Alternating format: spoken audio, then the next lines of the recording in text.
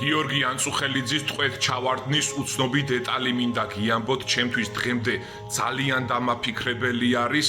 როდესაც მეოთხე ქვეითი ბრიგადის 51 ბატალიონის სერჟანტი გელა მებაღიშვილი ნაღმზი აფეთქდა, დაჭრილ ჯარისკაცთან გიორგი ანწუხელიძე უმალვე მივიდა და მისი სამშვიდობოს გაყვანა განიზრახა.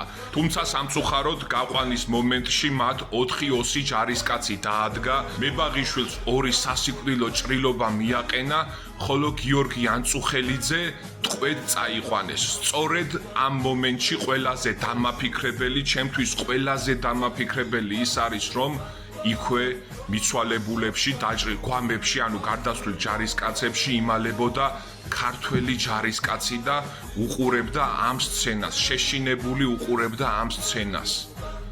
ის რომ წამოდგომილიყო და ეს 4 ოსი ჯარისკაცი მოეცელა, გადაეტარებინა ავტომატი, გიორგი ანწუხელიძე დღეს ცოცხალი იქნებოდა.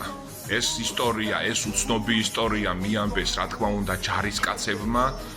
სწორედ მსგავსი უცნობი ისტორიები მაქვს შეტანილი წიგნში, რომელიც საქართველოს ეროვნულ გმირზე, გიორგი ანწუხელიძეზე არის.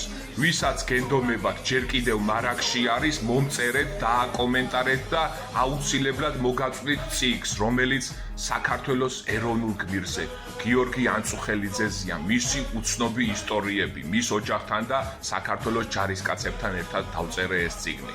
გაუმარჯოს გმირებს, გაუმარჯოს საქართველოს, გაუმარჯოს გიორგი ანწუხელიძის უყდავ სულს.